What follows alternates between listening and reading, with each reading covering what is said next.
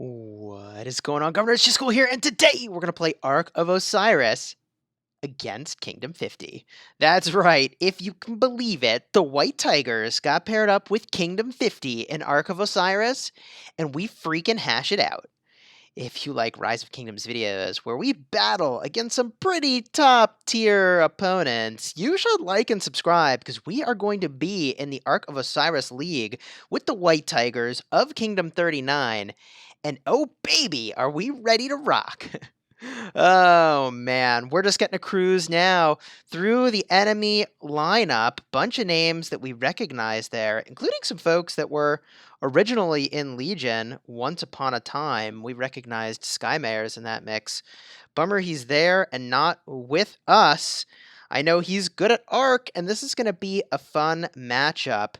The overall ratings did favor us at the start of this battle, so we're favored, I think, like 1.1 of whatever it is million to like 840,000, something like that. So we are the favored player in this matchup. And I can say authoritatively that I know Kingdom 50's lost a lot of troops in KVK. So while they're in a recovery mode, the White Tigers are sitting pretty. I don't know how much they really lost here. So this is really our match to lose as the overdog in rating and as the alliance that has not had a crazy amount of war. So now we send out our troops onto the battlefield. In this particular arc, our role was actually much more supportive than it normally has been for me, which was very refreshing. Normally, I'm operating in kind of a carry capacity. When I say carry, I mean being the shot caller, playmaker, frontline, your captain's make or break what's happening. In this case, my job was to help capture some stuff at the start, and then to make my way into the middle to control the Ark of Osiris. So that's a thing you're going to see us do at the start of this matchup, and thank goodness there were not any rallies on our obelisks at the start of this. We did launch rallies onto their obelisks just to offer some pressure. Not a move that I think is actually particularly great, but the context really shifts when you're in an alliance that has lots of troops, and it doesn't matter if you lose some troops at the start rallying the obelisk. Like, it matters literally zero to this crew if those armies are all completely lost, because they'll just heal them up and literally nobody cares. So, different strategy than I'm kind of used to running when you've got basically a bottomless troops situation. So now we make our way over to this obelisk because it's getting rallied. We're offering a little bit of support, playing a little bit of the flex role. I don't think we're actually going to go over to that obelisk and hang out there. I think we're just going to posture and then turn around because we got other stuff to do. We actually have our infantry headed over to King of Armenia to support his rallies. And we actually launched a rally at the start of this to convey a large amount of troops over there really, really quickly using the talents and march speed boost from our Martel and Richard, which is kind of an interesting idea. I don't know how I feel about it, but what I did like is that, look, by virtue of both structures having rallies going to them full of troops, we knew that they were going to be in pretty good shape because, like, look, look at all those troops that are arriving from our side too. Full rally worth of troops. So we make our way over to the altar instead because we figure we can accomplish more over here. We keep checking in up top. How's the obelisk? A little worried that maybe that was the wrong choice, but doing okay. And we're marching our archers up the middle of the field. Now, in this case, we're using, of course, 5 armies. We've brought 3 cavalry armies, one of which is T4. And we've also brought a full archer army and a full infantry army. And those are really intended to be reinforcing structures and supporting what is happening in the battlefield from actions that other people are leading, not things that I'm generally leading the charge with. We realize that our cavalry's caught a little bit out of position here, so we do a little leapfrog maneuver. We send the army that was in the altar out, and then put the army that it was exposed into the altar, and Then we were safe. We then retreated our other army to safety, and we'll make our way back into the middle, which is where we're supposed to be focusing right now in this Ark of Osiris battle, keeping an overwhelming number of troops pressuring the enemy to make it so that they will not want to contest the Ark of Osiris, or may feel a bit intimidated by what we have there. And you know how I feel about having lots of troops all in one place, the concept of a murder ball. In this case, we're creating a murder ball, but by virtue of having lots of different armies from lots of players rather than one player controlling 5 armies all at once. You can see here troops retreating back on our side from the rally that was on their obelisk that assuredly got completely wrecked. The point of that was not to actually take anything. I mean, I honestly don't even know what the point of that was. I guess it's like as I was saying earlier, when you have so many troops you don't care, that you can basically do a check to see if they're paying attention. If they aren't, then you take their obelisk and you're in great shape. If they are, then okay, so a few people lost 1 march worth of troops and nobody cares. I don't know. It's bottomless troops is such a different experience. Oh my gosh. So we're moving around the map. We see the Shrine of War is going to get attacked. So we send our captain over. We're sending Yi Song Ye and El Cid, both expertise for this purpose, BT dubs. And we're going to put them into the Shrine of War. We actually don't have room right now, so we call out into Discord asking for someone to leave. And they do momentarily, and we'll hop right in there, which is pretty freaking sweet. So we're going to be really well prepared to receive this rally. I forget what is coming at us here. I think it's a mixed army, which is a fascinating choice. Certainly easier to create and support a mixed rally than one of a specific troop type. So you can see the middle is being held down and is relatively uncontested at this point. So we start to push up a little bit. We have some thoughts about maybe using our armies from the middle to go swarm this rally, but we stay steadfast in our job here. Well, maybe we get a little distracted, but we'll change our mind momentarily. Right? We're going to stick to the plan of holding down mid. Our job is to hold mid and to run the Ark. So that's what we're going to do. We're going to stay in the mid. We're going to run the Ark. We actually hadn't planned to be the Ark carrier, which is why our fastest army is going to have T5s instead of T4s. Had we sort of planned for us to be the Ark carrier, we would have had our Khan Cao Cao army, probably in a slightly different configuration. We actually would have had Cao Cao as the primary, because those mobility talents are really, really, really speedy compared to what we've got on Khan, but Khan's still plenty fast. And we would have used T4 because those are faster than T5. Those are faster than T5. So we got all armies here. Now we're grabbing the Ark, completely uncontested, free capture. We're going to run it back. I will say if there is a single Ark that you can let the enemy have in the Ark of Osiris, it's this first Ark. Because the structures are worth so many points over the course of the game. If this is the difference between you're getting a bunch of structures or not, then you should definitely get the structures rather than the Ark at the start. Here you can see we've successfully defended the Shrine of War, and we're feeling pretty good at this point. We're feeling pretty good about how this is going so far. The pace of the battle is very much in our favor, and we are having some successful attacks against some of their structures. Worth pointing out that we didn't have a full group at the start of the battle, which is kind of interesting. That's a problem we'll have to fix. And for some reason, we had only 3 backups selected for the Ark. So that's probably something we'll also be changing in the not-too-distant future. Here we are making our way over. At some point, we accidentally sent our Cao Cao the wrong way, which we had to go and fix that, but it's all good. You may notice, by the way, that periodically armies were getting, I think, like a shield from like a very far distance away. I don't know if that's how that's supposed to work. Like, I feel like that's got to be the shield from... That's got to be the shield from Alexander the Great, but like, why is the range infinite is sort of a fascinating question. See, I just got the shield. Why did I get the shield? What is the range? I don't know. Doesn't matter. We'll watch that. There's somebody else who's got the shield, I think. Like, what is happening? What is happening? Oh, boy. All right. So now we send our Cao Cao back to mid. And honestly, this first part of the matchup is like, we're pushing forward in a way that we probably shouldn't even be pushing forward because our job is to hold mid. We just know that we've got some amount of time right now until the Ark is going to pop back up anyways.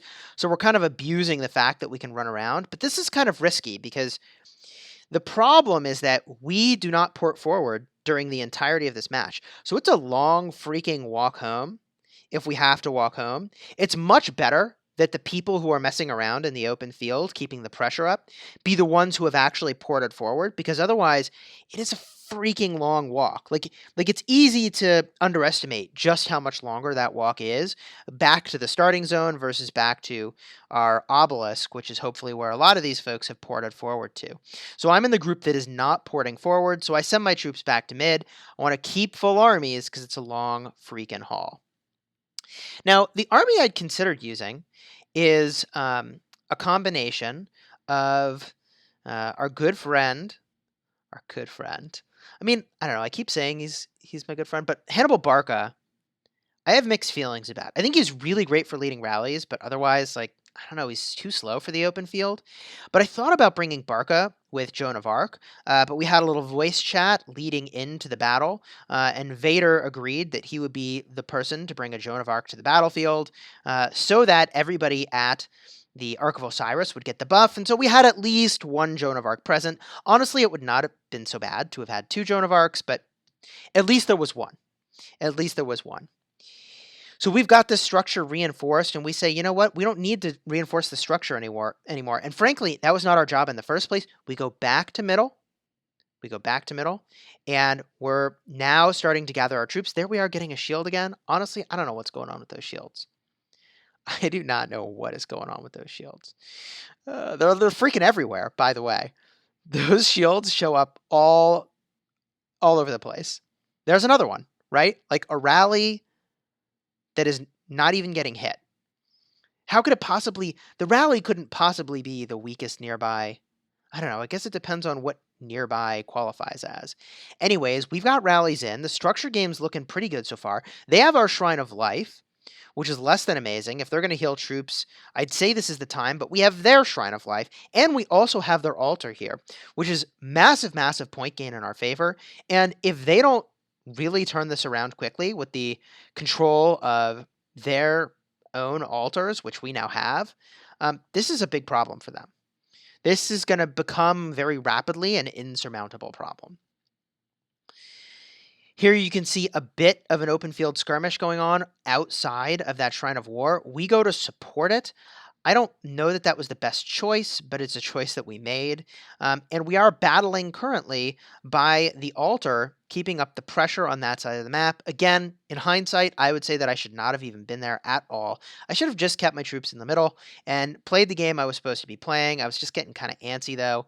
So I'm helping out off to the sides, even though I really do think the right play is to just have max power armies by the flags. Here we joined a rally that King of Armenia was leading simply because he said, hey, let's just keep pressure on them so they feel like they can't move away from their obelisk. So I think we're rallying their obelisk, or maybe a player city, honestly, keeping up the pressure. We're now trying to dance outside the AoE of Isong Ye and realize, like, gosh, this is a poor choice. What are we even doing here? We're accomplishing nothing. We head back to middle, which is where we were supposed to be in the first place. And the rally down south is going to end pretty soon. We grab the Ark of Osiris. I think we were a little late on getting that, actually, but close enough. We'll grab it and we'll make our way back. Now, you know what I'm going to be really interested to see in this battle is how much people actually farmed, if at all. Did anyone farm at all? I heard alarms going off periodically throughout the Ark of Osiris, which makes me think somebody had set an alarm for themselves to remind themselves to go and farm some of the caravans, but I don't know, we'll see. I think at this caliber of play with this many troops, you really don't need to be doing as much farming. This is a full matchup, I think, of almost all T5s on both sides, which is pretty freaking nuts. Pretty freaking nuts. All right, so we're going down south to support this Shrine of Life, and tragically, I'm pretty sure our app is going to crash. moments before we get to the Shrine of Life to reinforce it. The reason we haven't actually reinforced the Shrine of Life, by the way, is that we weren't sure if we were actually the closest one who could get in. And so you don't want to reinforce if what's going to happen is you end up blocking someone else from getting in, which is a big, big problem. This is like rally reinforcement 101, is that even if you aren't physically in the space yet, it treats it as if no more people can get in if the rally is actually at capacity or the structure would be at capacity. So that means that you're fighting with a smaller number of troops in that structure, and there might be a full army just outside ready to go in, but an army 5 minutes away is holding that space in the structure, even though it can't be there yet. So you're at a profound disadvantage. You want to avoid creating that situation. In this case, we should have just freaking joined the thing. Right now, we're doing a little bit of a strategic retreat. We figure that with the march speed boost of El Cid, which is nearly doubling the speed of that army once you hit 50% health, that we can get away, and we more or less could get close to our allies to support us, to turn around and then fight.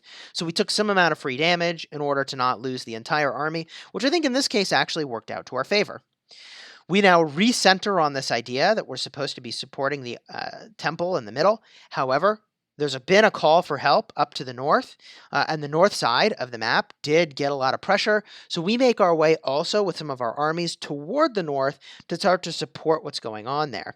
At this point, we also send our Isonye back home to refresh, and you're going to see it's going to take like a solid 5 minutes to get him home and a solid 7 minutes to bring him back, which, man, like, it is a long, slow walk, which makes me have real appreciation for Alexander the Great, and potentially maxing out that third skill on Alexander the Great could be really quite excellent. I mean, the speed is just freaking crucial.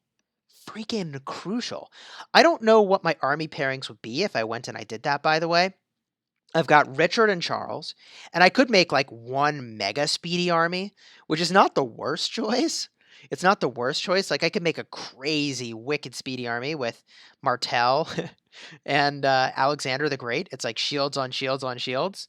I don't know how you kill anything with that combination, but I think it's an interesting combination. I think I might be better served by having 2 infantry armies. But what would the second army be? Like, we kind of need another infantry commander, right? We kind of need another infantry commander. Because, like, I mean, I guess I could put Sun Tzu in one of those armies, but I'm not in love with it. But Sun Tzu's actually quite good. It's just, the 4th skill on Sun Tzu doesn't have any synergy at all with all 3 of the legendary commanders, which is kind of unfortunate. I guess you could use Ulji Mundok, but, like, I don't know. I just don't know who the pairing would be. What commander would I bring? Given that it's going to be a full infantry army for that 30% march speed boost. So here we're dancing around with our Cao Cao Khan army, and we're actually purposefully trying to get to about 50% health, and I think we've achieved that, so we'll back off in a moment. But we're looking to get to 50% health so that we get the benefit of charge talents, so that we can run a little bit faster with the Ark of Osiris when we are ready to do that. So we see that we're at 150,000 troops, which is at slightly less than 50%, because I think we started with 310,000 with a 50% army expansion. So we now posture by the temple and bring our other armies forward to actually do the fighting. We're supposed to carry the Ark, so we're going to do that one job, and we're going to do it well, and we're not going to worry about scoring as many points as possible over the course of the battle, and that's totally freaking fine. That's totally fine. What I think is really interesting about Ark of Osiris League is that I had originally thought that I would make a lot of use of T4 troops. But what I think is more likely to be the reality is that at the very upper tier, everybody's bringing T5s. So I don't need the march speed as much as I did previously when you're battling against T4s, as weird as this sounds, because the T4s are much more mobile. And the mobility is really, really good. But when everybody is sort of going a bit slower, it's less important, I feel like, to be going just like a teeny bit faster to get that teeny bit more edge. I don't know. Maybe I'm not thinking about that correctly. maybe I'm not thinking about that correctly, but I probably will train up more T5s. I probably will train up more T5s in this next Mighty Governor in preparation for Ark of Osiris League. So now we've got our troops up on the front, and we're pressuring a little bit by the Ark. And quite frankly, we've crossed the threshold where I think that it's impossible to come back in this matchup. With only 20 minutes remaining, and yes, this battle is at 2x speed, by the way, with only 20 minutes remaining, I have a hard time believing, especially after we capture this Ark, that you could score enough points. There's just not enough time remaining. They would have to literally capture every single structure, which seems pretty unlikely at this stage. So we've now got our armies dancing around the Shrine of War, keeping up the pressure. At this point, we're less concerned about running every single Ark and more interested in just really elevating the pressure. And we do lose our Desert Altar up top, which is interesting because I don't remember hearing a call for help there, and I'm sure it happened, but I just must have missed it. So there's probably a little bit of a listening and communication thing that certainly I know I can improve upon, and I know that we will constantly be working on because, man, communication is freaking key. What I will say was really nice about this Ark of Osiris is that the caliber of player is really high in the White Tigers. People, are in support roles that are used to being the carry. People are in support roles here that are used to being the carry, which means that often they end up being in the right place at the right time as a support to help the things that really need it. And again, I think a part of what is manifesting here is that we know K50 lost an unfathomable number of troops in KVK. And I know, Kingdom 51 is the same story, losing just an unbelievable number of troops and players. So what I think is unfolding here is a fair amount of missing troops, right? Not having the marches to do the things that they need to be doing because they're still recovering from KVK. And look, there's still plenty of time before Ark of Osiris League to pull that off. The other thing that I think is going to be really fascinating in evaluating this matchup is that some of the folks that had bottomless troops from K50, K50 and KVK are not present. So absent from this battle is Noon, who I believe left their kingdom. Absent from this battle is Shifty. And P.S., here's a rally in on our Shrine of War, so we swarm it. We're nearby. It's the end of the matchup. We are not as worried about our Ark protecting duties. And you'll see just how long we're out of the fight after we swarm this thing. I really do think that the people engaging in open field, rapid, frequent skirmishes need to be the ones that have teleported forward, and the other folks just need to be in the right places, minimizing the extent to which they're in combat, because, man, we're going to spend like 30 seconds fighting here, and then we're going to spend 15 minutes walking. Which is an argument for bringing T4, except, I don't know, then you're completely outgunned by everybody, which is not so amazing. So we're cruising around, looking at our different armies. We see that everything's looking fine by the temple. We got a solid 3 minutes before we need to do anything. And, we're just watching our armies melt over here, swarming this rally. It's not going great. We take a look at the score. We see that we've scored over 10,000 points. So we're not too concerned about our individual score at this point. We do manage to destroy their rally, which is a really big deal. And it looks like, by the way, my infantry commanders are captaining here, which is pretty sweet. At this point on Discord, we're very much calling for help. And we're saying like, hey, we need reinforcements, We beat the rally, but now they're swarming. So if you want a lot of points, you need to get in here. We see one player sneaking into our backline, Cao Cao lead for that max mobility. And they are going to get into the backline and probably capture an outpost or two, which is pretty awesome play by their part, honestly. And I stopped paying attention for a second, realized that my con, I definitely need to just sit by the Ark, do the one thing I'm supposed to do. So I dropped back down there. Looks like one of the officers put a focus marker onto the Shrine of War, which is great. And even though that thing is living by the skin of its teeth, it is living. So that perhaps we fight on and end up winning here. But look at this, a second rally. A second rally comes in on the Shrine of War, and that was a little bit terrifying. So they did a really good job there, I think, following up their first rally with a second rally onto the Shrine of War, and that's going to create a pretty overpowering presence. We probably were not doing such a great job watching the number of troops that we had remaining. Here we get a little bit confused that we have 0 T5 troops available to us. I don't know why that was. That doesn't seem right to me, but whatever.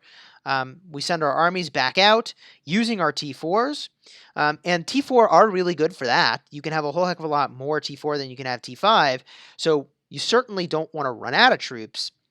Healing speed-ups can help with that, but that's very expensive. But, we start using our T4s now that our T5s are beaten down. At this point, by the way, with 10 minutes left in the matchup, it really kind of doesn't matter.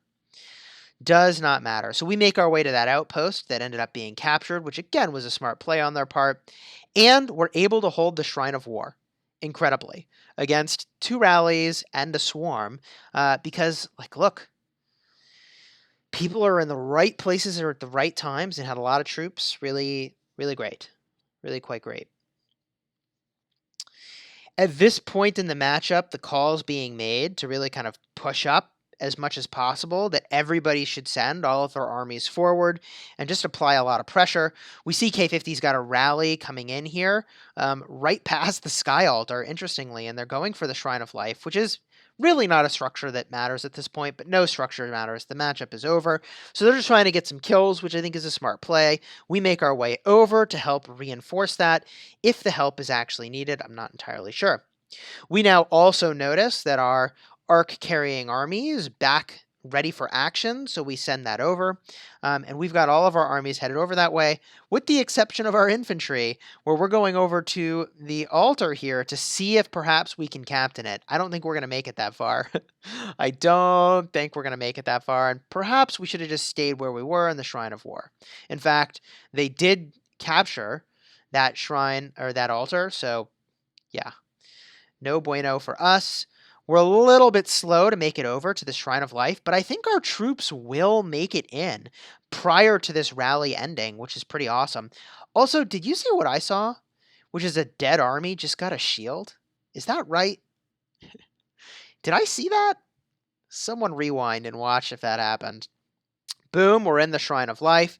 More armies making their way over. Now, you can only have one army in the structure at a time. However, we could always swap out the weaker army for a stronger one if we needed to, which is totally a solid play. At this point, we assemble all of our troops to get a little bit of a murder ball going. Also, do you see that Julius Caesar animation popping up in front of our troops? I don't know what that is or why it's happening, but there's kind of a Julius Caesar shieldy thing going on. Randomly in front of troops on the battlefield, which I don't know what that's about. All right, so now that we're starting to assemble a murder ball, we're making our way down the field. You can see here we're still waiting for our Richard Charles to actually make their way back home before we can bring them back out. And it's going to take a long time, honestly, for them to actually come back into the battle and be meaningful at all. So now we bring our murder ball in, attacking an army that we see has some siege units in it, which is a little bit weird, unless you're really, really low on troops, which is definitely a thing at this stage in the battle. That is definitely a thing. And we battle in.